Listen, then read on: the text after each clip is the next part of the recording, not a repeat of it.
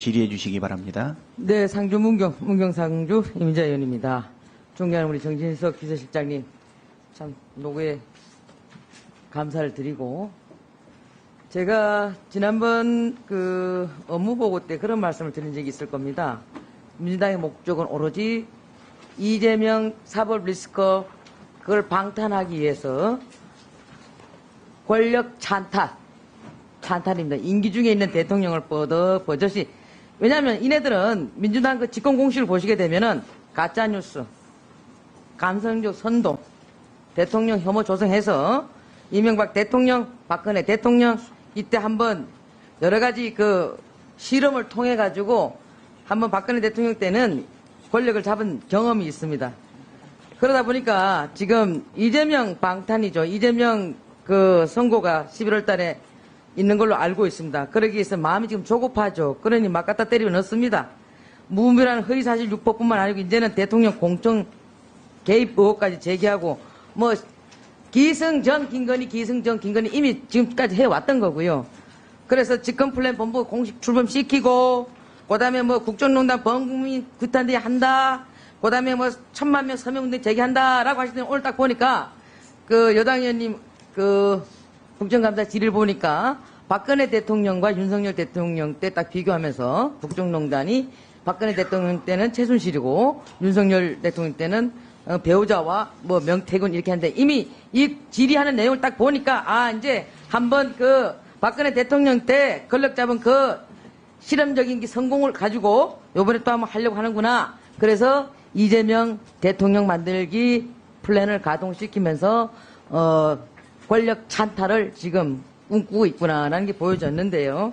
참 기가 찹니다.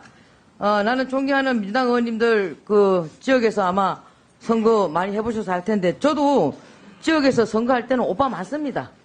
오빠만 믿어요. 언니만 믿어요. 그럼 믿어야지 선거하시는 분들. 그리고 한 푼 한 푼 표가 소중한데 도와달라고 그러고 또 선거하다 보면은 제 주위에 있는 제 측근들 아니면 우리 가족들 이런 사람들을 통해서 저 사람 보기 싫어서 안 찍어주겠다. 저 사람 보기 싫어서 안 찍어주겠다.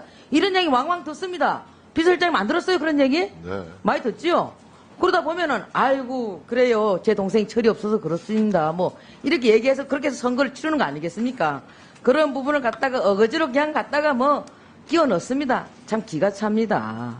그리고 또 하나는 지금 그 대통령 육성 녹음 파일을 가지고 아이고 이제 이거 하나 한 건 잡았다라고 뭐 민주당에서 막 난리 브러스를 치고 있는데 저 사람들 선거 안 해봤나 싶어요.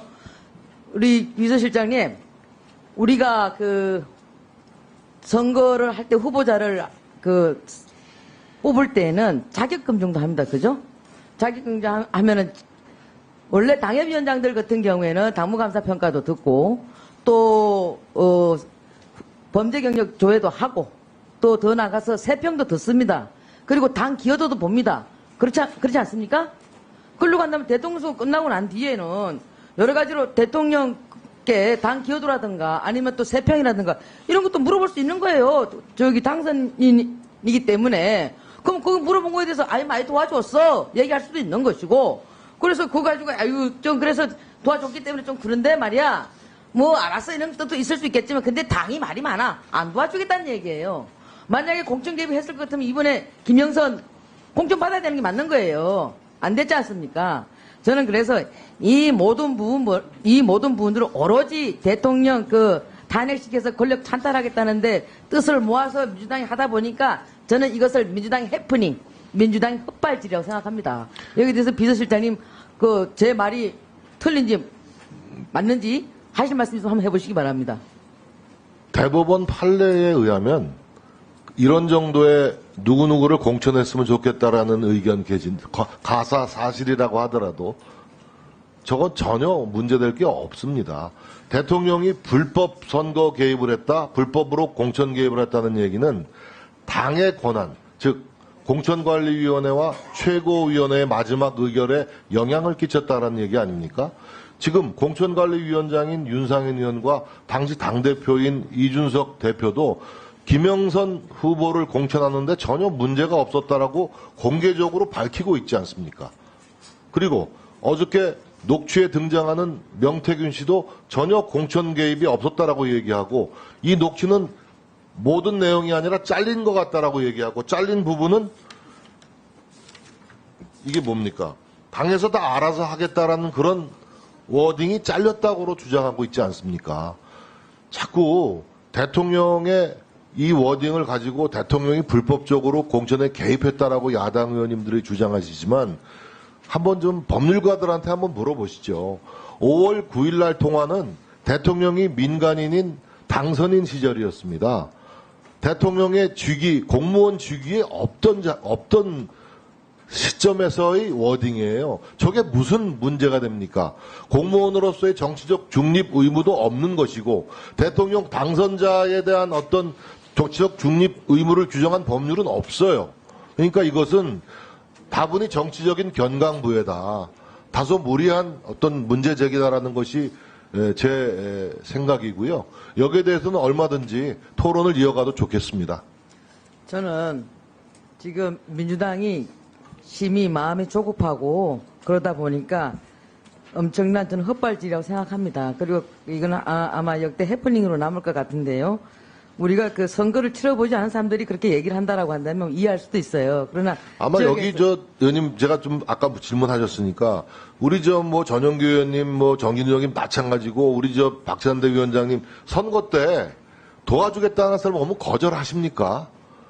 솔직히 게다가 윤석열 대통령은 정치 경험도 없고 갑자기 정치 아웃사이더 하다가 대통령 출마를 하게 됐는데 정치 좀 안다고 하는 사람 또 게다가 김종인 박사의 이준석 대표의 유명한 정치인들을 많이 아는 사람이 이러이런 관점으로 얘기하면 솔깃하지 않습니까? 초반에 그런 조언을 들을 수 있죠. 그러나 지내고 보니까 안 되겠다 싶어서 매정하게 매몰차게 끊은 겁니다. 끊고 연락을 안 한 거예요. 안 하다가 취임식 전날 전화가 온 거. 그 사람도 초반에는 조언도 하고 도왔으니까 전화 받아서 감사 전화, 축하 전화. 덕담으로 건넬 수 있는 거 아닙니까? 다음날 취임식도 참석한다고 하니까.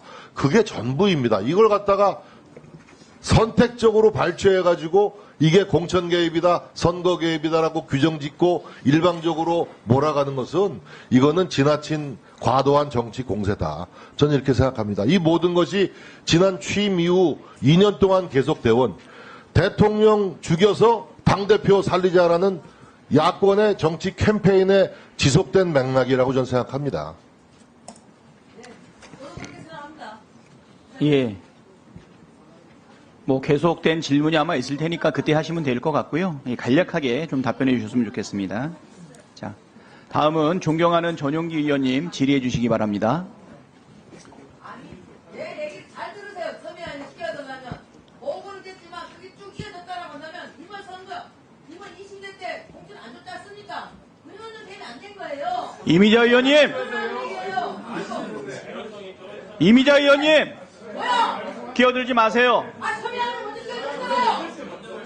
사인 끼워줬어요. 어디다 삿대질이야?